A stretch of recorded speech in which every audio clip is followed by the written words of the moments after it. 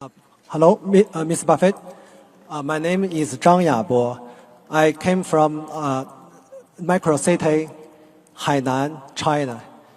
And my question relates to the concept of maximizing the duration of compounding. As individuals age, the quality of compounding inevitably diminishes. What are your secrets in maintaining your sharp mind, extraordinary judgment, and great physical condition? We wish you well. Thank you. Well, you don't know me well, but that's I like. Just keep talking. I mean, well, you have to be just plain lucky.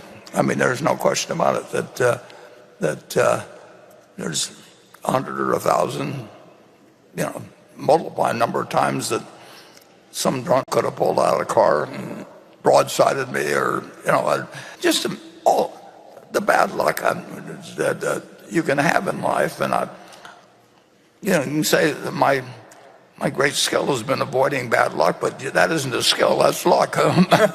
Or bad activities, and then to get to be, I would not have been if you'd taken my high school class and you say, a couple of you are going to live to be 90, men are going to live to be 93. I would not have been a heavy favorite, I can tell you that, and I wouldn't have bet on myself. Now you should make the most of your luck when you get it, and sometimes I've done that, and sometimes I haven't. It is absolutely true that if I had it to do over again, there'd be a lot of different choices I would make. Whether they would have ended up working out as well as things have worked out, it's hard to imagine how they could have worked out any better. But it is interesting how many mistakes you can make if you just keep going. And Charlie, used to talk about that you just soldier through. You just keep going, but you still need luck. You don't want to. Anybody that says I did it all myself is just kidding. I mean, they're delusional, and actually live in a country where the life expectancy is pretty darn good. So that alone is a huge plus. I was born. If I'd been born, my sister's here, and she was born female, and she's just as smart as I was and everything. But even my own family, who really did, particularly my dad, love us all equally and in a terrific manner. But he still told me that this is I was born 10 years after the 19th Amendment was passed, but he basically told my sisters, that marry young while you still have your looks, and he told me that the world, that power in you is new in nature, and that you really could do anything. Well, I found there were a lot of things I couldn't do, but the message given to females and males was incredibly different by the most well-meaning and loving of parents.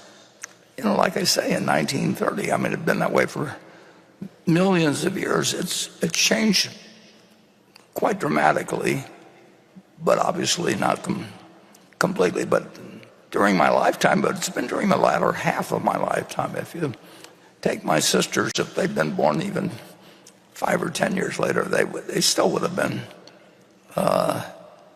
getting instructions when they went away to college to be sure and get married, or get arranged so that you're going to be married, while you're in school, because after you get out, all the good ones are taken. Bertie was telling me that was a message that basically had been imparted to a lot of the women she'd met, obviously. And so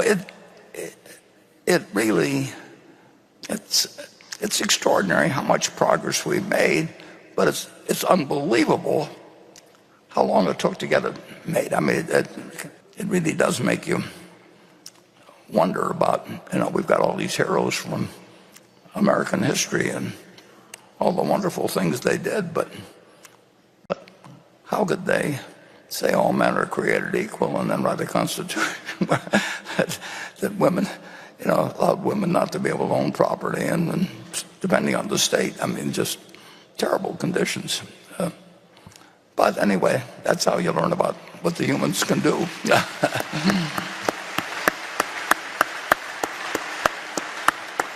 And I feel, and you've got to feel better about the future for your kids than you would have felt 100 years ago, no matter what the situation is. Anyway, we'll move to Becky.